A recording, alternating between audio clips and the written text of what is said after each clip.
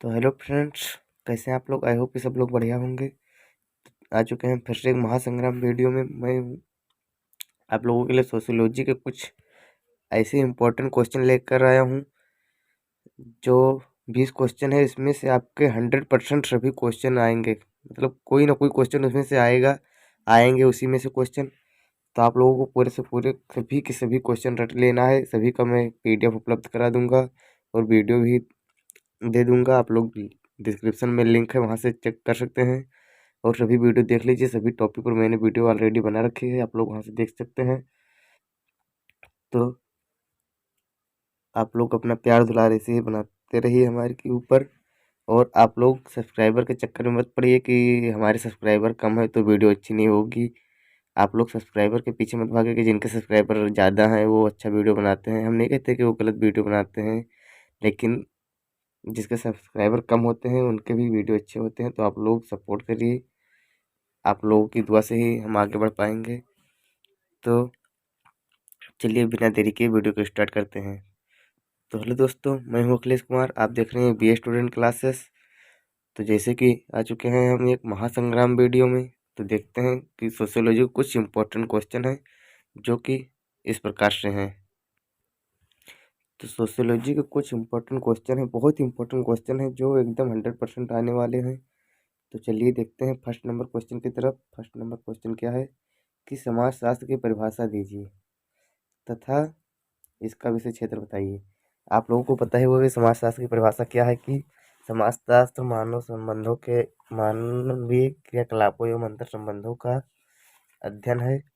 वही क्या है, समाजशास्त्र है। तो जैसे हमारे कुछ विद्वान थे, मैकाइवर एवं पेज थे, LF वार्ड थे, दुर्खीम के अनुसार बहुत से ऐसे थे। और इसकी समाजशास्त्र की उत्पत्ति किसने की थी? जो हमारे अगस्त काम्टे थे, उन्होंने समाजशास्त्र का उत्पादन किया था। तो बहुत ही इम्पोर्टेंट क्वेश्चन था। फिर क्या है कि इसका विषय क्षेत्र बताइए। तो इसका विषय क्षेत्र दो रूपों में बांटा गया है कि एक स्वरूपात्मक, एक समन्वयात्मक। दो संप्रदायों में बांटा गया है। सबके अलग अलग मत हैं कि समाजशास्त्र का विषय क्षेत्र कैसा होना चाहिए था, वैज्ञानिक होना चाहिए था या वैज्ञानिक नहीं है। तो ये सब बात करते हैं हम इसमें। फिर चलिए देखते हैं नेक्स्ट क्वेश्चन क्या है। इतिहास और समाजशास्त्र के मध्य संबंध स्थापित करना। इतिहास क्या है कि पूर्व अतीत की घटनाओं का अध्ययन करता है। समाजशास्त्र है अभी वर्तमान के मानवीय घटनाओं का अध्ययन करता है। इतिहास बताता है कि अतीत के समाज के लोग कैसे अपना जीवन यापन करते थे, कैसे कैसे उनके संस्कार थे, क्या सभ्यताएं थीं। और समाजशास्त्र क्या है कि वो वर्तमान की स्थिति का अध्ययन करता है। तो चलिए देखते हैं नेक्स्ट क्वेश्चन की तरफ। बहुत इंपॉर्टेंट क्वेश्चन है ये, फर्स्ट नंबर वाला क्वेश्चन और सेकंड नंबर वाला क्वेश्चन भी बहुत इंपॉर्टेंट है। थर्ड नंबर वाला क्वेश्चन है, इसको भी आप देख लीजिएगा। इतना इंपॉर्टेंट नहीं है लेकिन आवश्यकता है क्योंकि अभी 2023 में ही सिद्धार्थ यूनिवर्सिटी में आया था। तो चलिए देखते हैं तीसरा नंबर क्वेश्चन क्या है। राजनीति शास्त्र और समाजशास्त्र के बीच संबंध। तो क्वेश्चन क्या है, राजनीति शास्त्र और समाजशास्त्र के बीच संबंध। तो समाजशास्त्र और राजनीति शास्त्र के बीच बहुत से संबंध है। राजनीति शास्त्र नीति मुख्यतः सत्ता के अध्ययन में निहित होती है। राजनीति शास्त्र राजनीतिक संबंधों का अध्ययन करता है, जबकि समाज शास्त्र क्या है, सामाजिक संबंधों एवं मानवीय क्रियाकलापों का अध्ययन है। तो ऐसे में हमारे एक विद्वान थे FH गिडिंग्स, जिनका कहना है कि प्रत्येक राजनीति शास्त्रीय और सामाजिक शास्त्रीय क्या होता है, एक प्रत्येक राजनीति शास्त्री जो होता है वो समाज शास्त्री होता है, और जो प्रत्येक जो विद्वान समाज शास्त्री होता है वो राजनीति शास्त्री भी होता है। तो चलिए देखते हैं नेक्स्ट क्वेश्चन। तो नेक्स्ट क्वेश्चन क्या है, समाज शास्त्र एवं मानव शास्त्र। समाज शास्त्र और मानव शास्त्र का इतना गहरा संबंध था कि हमारे एक विद्वान थे क्रोबर महोदय, उन्होंने तो इनको जुड़वा बहने तक कह दिया था। तो समाजशास्त्र क्या है, मानव शास्त्र मनुष्य एवं उनकी कृतियों का अध्ययन करता है, जबकि समाजशास्त्र क्या है, समाजशास्त्र आप लोगों को तो पता ही होगा। हर एक क्वेश्चन में आपको समाजशास्त्र की परिभाषा लिखनी होगी और एक दो परिभाषाएं लिखनी होंगी साथ में उसके। इतना ध्यान रखिएगा आप लोग, कैसे कापी लिखा जाता है इसका मैं नेक्स्ट वीडियो में प्रोवाइड कर दूंगा कि आप लोगों को बीए की कापी कैसे लिखनी है। जिसका ऑप्टिकल है वो तो जानते ही होंगे, बल्कि जिसका लिखित परीक्षा होने वाली है तो उनका मैं बता दूंगा कि कैसे होने वाला है। और मैं अगले नेक्स्ट वीडियो में आप लोग बता दीजिएगा, कमेंट कर दीजिएगा कि हाँ किसका ऑप्टिकल है। मैं ऑप्टिकल पे भी वीडियो बना दूंगा, क्योंकि हम अभी ऑप्टिकल पर भी कोई भी वीडियो नहीं बनाए हुए हैं। और आप लोग यदि हमारे व्हाट्सएप ग्रुप से जुड़ना चाहते हैं तो आप लोग तुरंत ज्वाइन कर सकते हैं, लिंक डिस्क्रिप्शन में है, आप लोग वहाँ से चेकआउट कर सकते हैं। अगर आपने हमारे सोशियोलॉजी का मॉडल पेपर का नहीं देखा क्वेश्चन, तो आप लोग मॉडल पेपर के भी क्वेश्चन देख सकते हैं। चलिए चलते हैं नेक्स्ट वीडियो में, सॉरी नेक्स्ट क्वेश्चन। 5वां क्वेश्चन क्या है? समुदाय का अर्थ। समुदाय का अर्थ क्या होता है? समुदाय इंग्लिश में क्या होता है? कम्युनिटी। कम्युनिटी। तो कम्युनिटी का अर्थ क्या होता है? कम्युनिटी शब्द 2 शब्दों से मिलकर बना होता है। पहला क्या है कि कॉम, और दूसरा क्या होता है? म्यूनिस। कॉम का अर्थ है टुगेदर, मतलब एक साथ, और म्यूनिस का अर्थ है सर्वाइविंग, मतलब सेवा करना। तो समुदाय का अर्थ क्या हुआ? सिंपल सा अर्थ होता है समुदाय का कि एक साथ सेवा करना। किसकी सेवा करना? अपने लोगों की, या कोई भी क्षेत्र है, कोई भी इलाका है, वहाँ की सेवा करना समुदाय। अब हम देख सकते हैं समुदाय की परिभाषा क्या आती है। एक निश्चित क्षेत्र में उसके निकट रहने वाले लोगों में सामाजिक समानता, सामाजिक सामान्य विचार, सामाजिक सामान्य प्रथाएं तथा एक दूसरे के प्रति अपनेपन की भावना होती है, वही क्या होता है? समुदाय होता है। तो नेक्स्ट क्वेश्चन क्या है? समुदाय के प्रमुख, सॉरी दोस्तों, समुदाय के प्रमुख तत्व। समुदाय के प्रमुख तत्व क्या होने चाहिए? जैसे वो समुदाय की विशेषताएं या प्रमुख तत्व एक ही होते हैं, दोनों आंसर क्वेश्चन आप लोग देख लीजिएगा। बहुत से लोग बच्चे कन्फ्यूज हो जाते हैं कि हमने तो समाज समुदाय की विशेषताएं पढ़ी थी, फिर यहाँ पर समुदाय के प्रमुख तत्व कैसे आ गया? क्वेश्चन तो हमारे किताब में था नहीं। तो आप लोग देख सकते हैं कि समुदाय की विशेषताएं और समुदाय का अर्थ तो प्रमुख तत्व दोनों एक ही होता है। तो समुदाय के प्रमुख तत्व क्या क्या होते हैं? व्यक्तियों का समूह। व्यक्तियों का समूह अर्थात समुदाय बिना व्यक्तियों के समूह के नहीं बन सकता है। अगर समुदाय को बनना होगा तो व्यक्तियों का समूह चाहिए। और क्या है? सेकंड नंबर का है निश्चित भू क्षेत्र। एक निश्चित, जहाँ पर एक निश्चित भू क्षेत्र होना चाहिए कि हाँ वहाँ पर हमारा पूरा काबिला रहेगा, हमारे वहाँ पर पूरा क्षेत्र, आबादी जो रहेगी वो सब क्या है? निश्चित भू क्षेत्र।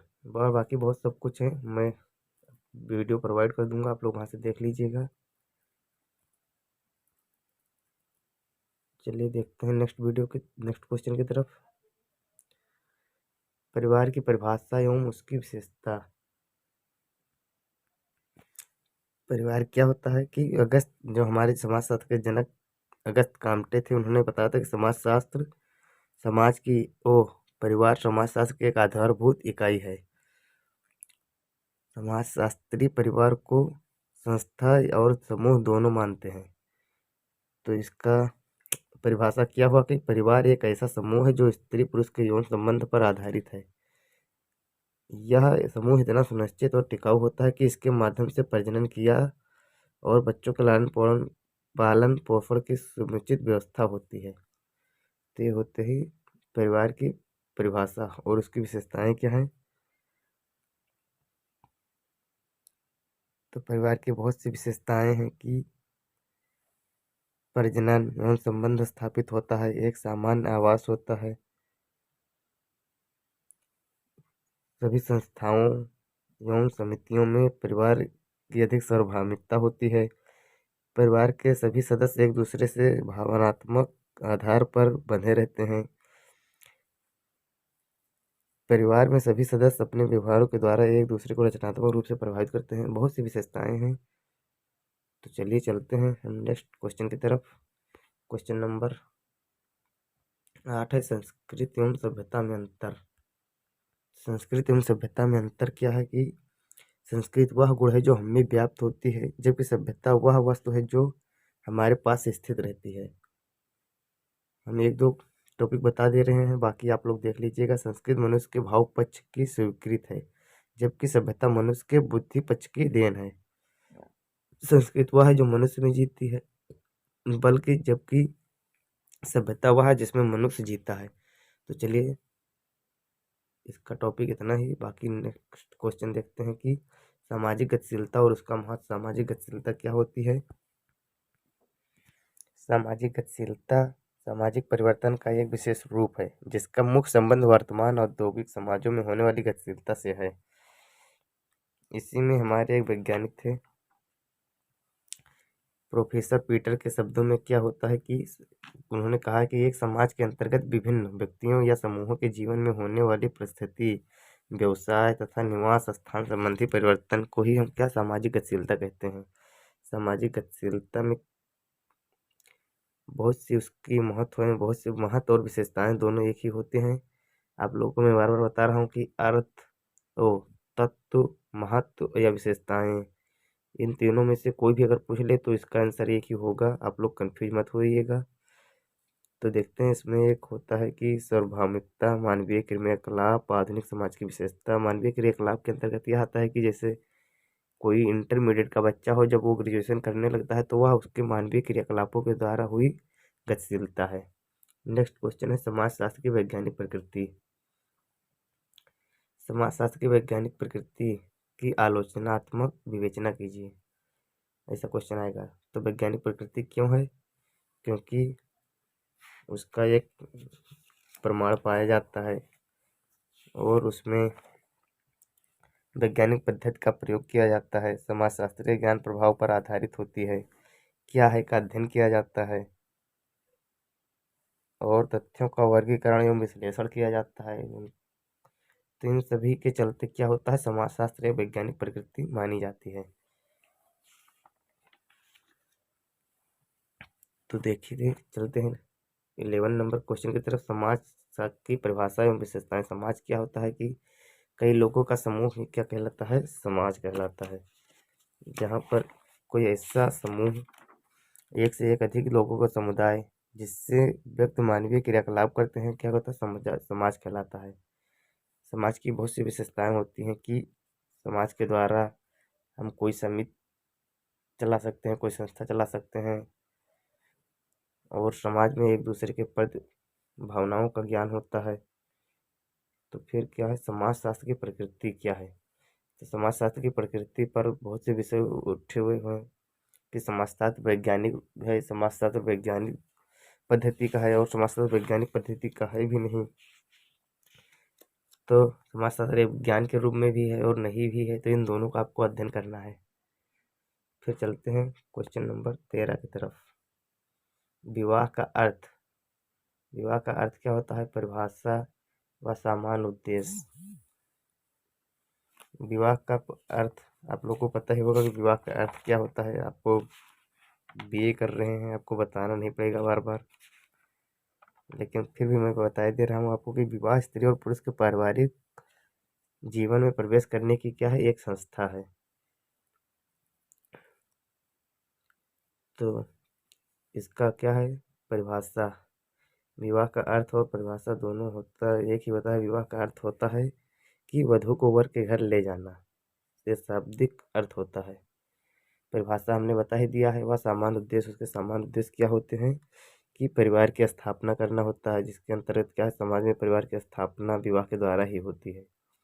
फिर क्या है, यौन संबंधों की व्यवस्थित पूर्ति। आप लोगों को पता ही होगा कि यौन संबंध की पूर्ति भी विवाह के द्वारा ही मिलती है, क्योंकि उससे पहले क्या होता है, कानून उसकी इजाज़त नहीं देता है। और बच्चों के जन्म की वैधता उसकी आपको वो भी मिल जाता है वैध रूप से। तो चलते हैं नेक्स्ट क्वेश्चन। क्या है, सामाजिक स्थिरीकरण एवं प्रमुख आधार। सामाजिक स्थिरीकरण क्या है कि प्रत्येक समाज में किसी व्यक्ति अथवा समूह को उसकी जाति, लिंग, व्यवसाय, पद, अधिकार या किसी भी उत्तरदायित्व आदि के आधार पर उसकी उच्च अथवा निम्न स्तर पर उसका विश्लेषण करना क्या कहलाता है, सामाजिक स्थिरीकरण। जब विभाजन किया जाता है उसी को हम क्या कहते हैं, सामाजिक स्थिरीकरण कहते हैं। इसके प्रमुख आधार क्या हैं? सामाजिक अस्थिकरण के प्रमुख आधार कई हैं, जैसे धन है, आयु है, जाति है, लिंग है, व्यवसाय, शक्ति, शिक्षा, संपत्ति, बहुत से हैं इसे। 6-7 आधार हैं भारत में, ये माना गया है। बाकी वैसे साधारण रूप से तो 6 माने गए हैं, जैसे नातेदारी समूह की सदस्यता, व्यक्तिगत विशेषताएं, अर्जित उपलब्धियां, संपत्ति, शक्ति, सत्ता, बहुत से आधार हैं। फिर देखते हैं समाजशास्त्र और अर्थशास्त्र के बीच में क्या संबंध स्थापित करना है। समाजशास्त्र और अर्थशास्त्र के बीच संबंध क्या है? तो बहुत ही सरल क्वेश्चन है। समाजशास्त्र और अर्थशास्त्र के बीच संबंध, समाजशास्त्र में क्या होता है आप लोगों को पता ही होगा। समाजशास्त्र में सामाजिक मानवीय क्रियाकलापों और अंतर संबंधों का अध्ययन किया जाता है, जबकि अर्थशास्त्र में क्या है, धन का, उसके उत्पादन, वितरण, उपभोग का अध्ययन किया जाता है। तो इसी प्रकार कहा गया है कि समाज पर आर्थिक तत्वों का प्रभाव पड़ता है और आर्थिक प्रक्रियाओं का निर्धारण सामाजिक वातावरण से होता है। तो मतलब दोनों एक दूसरे से क्या हैं, जुड़े हुए हैं, एक दूसरे के पूरक हैं। इन दोनों के बिना न समाज रह सकता है और समाज के न अर्थशास्त्र के बिना समाजशास्त्र चल सकता है। यानी कि अगर अर्थशास्त्र है तभी समाज चलेगा। तो फिर देखते हैं नेक्स्ट क्वेश्चन, समाजशास्त्र और मनोविज्ञान में संबंध। मनोविज्ञान क्या है कि किसी के मन की भावना का अध्ययन करना ही क्या कहलाता है, मनोविज्ञान। और समाजशास्त्र को तो आप लोग पता ही होगा समाजशास्त्र क्या होता है। तो चलिए चलते हैं नेक्स्ट क्वेश्चन की तरफ। परिस्थिति क्या होती है? परिस्थिति क्या होती है कि हमारी जो स्थिति है, हमारी जो इस उत्तरदायित्व होता है कि हम क्या हैं, स्टूडेंट हैं या किसी के पुत्र हैं या किसी के पिताजी हैं, क्या हैं क्या नहीं है, तो वो हमारी परिस्थिति हुई। और क्या है, अर्जित परिस्थिति। परिस्थिति 2 प्रकार की होती है, एक अर्जित परिस्थिति, एक प्रदत्त परिस्थिति। तो अर्जित परिस्थिति क्या होती है कि जिसे हमें खुद ग्रहण करना पड़े, अर्जन करना पड़े, जिसे अर्जन करते हैं उसे ही अर्जित, अर्जन से अर्जित बना है। तो उससे जैसे हम एक स्टूडेंट है तो उसे हमने ग्रहण किया है, उससे किसी ने कोई रूप दिया नहीं है। और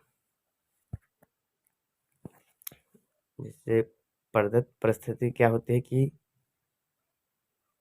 किसी के द्वारा प्रदान की गई, जिससे हमें कोई उपाधि प्रदान की गई या कुछ भी प्रदान किया गया, तो वो ये क्या होता है, प्रदत्त परिस्थिति परिवर्तनशील नहीं होती है। जबकि क्या होता है कि अर्जित परिस्थिति परिवर्तनशील होती है, कि अगर हमारी योग्यता या कुशलता में कोई कमी हो गई तो हमारी स्थिति कम हो जाएगी। तो जैसे कि हम किसी के पिता हैं, बेटे हैं, मामा हैं, चाचा हैं, इसकी परिस्थिति मिल जाने के बाद इसमें परिवर्तन नहीं होता है, बल्कि हम अभी इंटरमीडिएट के स्टूडेंट हैं तो आगे चलकर ग्रेजुएशन के स्टूडेंट होंगे, या हम इंटरमीडिएट में फेल हो गए तो फिर इंटरमीडिएट के ही रह जाएंगे। तो ये सब क्या होता है, अर्जित परिस्थिति होती है। फिर चलते हैं नेक्स्ट क्वेश्चन की तरफ, भूमिका का अर्थ एवं परिभाषा। भूमिका क्या होती है, इसका अर्थ एवं परिभाषा दोनों बताना है। तो